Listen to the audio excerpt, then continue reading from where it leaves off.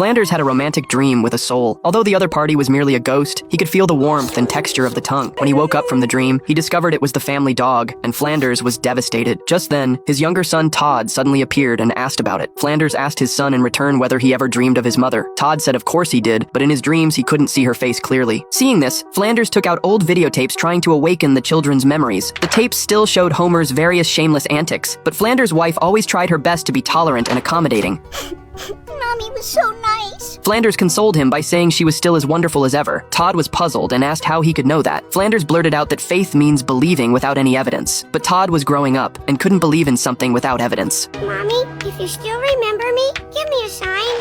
This is Homer Simpson auditioning for the Air Guitar Championship of the World. He began to question his faith. After long contemplation, he shocked everyone at church on Sunday. The priest had wanted a few young believers to offer some praise to God, but Todd didn't follow the usual script. I'd say, thanks for nothing. My mommy's dead and she's never coming back and I don't believe in God anymore.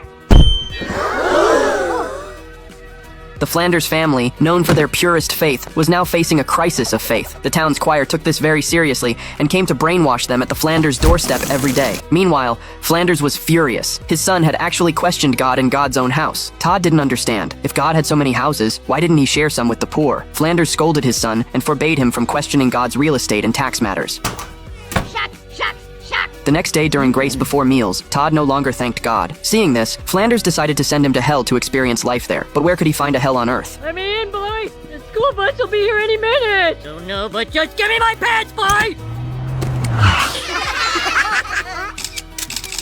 Just as he was at a loss, Homer conveniently showed up. Flanders directly banished Todd from home. Todd had no choice but to drag his luggage next door to experience earthly purgatory. Seeing Todd's faith wavering, Lisa seized the opportunity to persuade him to convert to Buddhism. Pass. Buddha's no God and neither is God. Don't worry, I'll get him. By the way, what did you reincarnate David Bowie as? Help me, love. It's Bowie. With Todd's arrival, the couple's intimate activities dropped dramatically. Because his hearing was so good, he could hear through walls. No, he won't. Yes, I will. The two quickly moved their activities to the basement. They thought they were safe by blocking the door with a mattress. Okay, he can't hear us now. Yes, I can. You're unbuttoning your shirt, Mr. Simpson. What does that paper say? To restore his happy life, Homer began advising Todd that he didn't need to truly believe in God. In church, he just needed to go through the motions and play along. But Todd couldn't pretend because he truly didn't believe. Ever since his mom passed away and never came back, he had been deeply sad. Seeing this, Homer felt conflicted because he had the same experience. My mom is gone. And so is my ice cream. And so is my hair. To ease his inner pain, Homer went to the bar to drown his sorrows. Unexpectedly, the upright Flanders had also come here to wallow. The two drank glass after glass until they were completely wasted, and Moe made a fortune. Just as the two stumbled out of the bar dreaming about the future, an accident happened. You killed them! This is the worst Uber ride ever. You're getting 4 stars.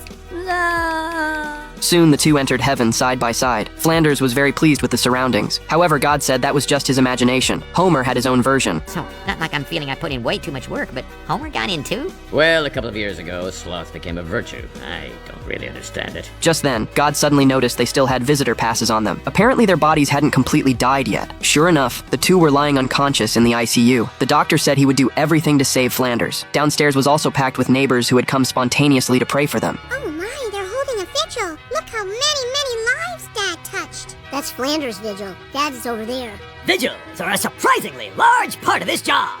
Oh yeah! After comforting Lisa, Bart also began to pray silently. Bart, what are you praying for? New bike?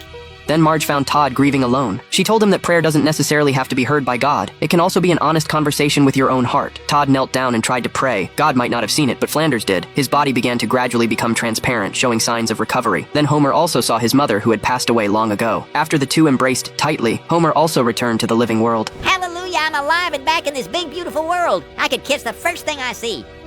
Huh? Promise is a promise. Todd's prayer finally worked. After this incident, he regained his faith in God. On the other side, since Lisa failed to persuade Todd to join Buddhism, Buddha was very displeased, so she didn't get her reward either. She desperately begged Buddha to give her another chance. Do you think I got to be Buddha by being patient? Check this out. I got you Ralph Wiggum. Ralph Wiggum? What am I gonna do with Ralph Wiggum?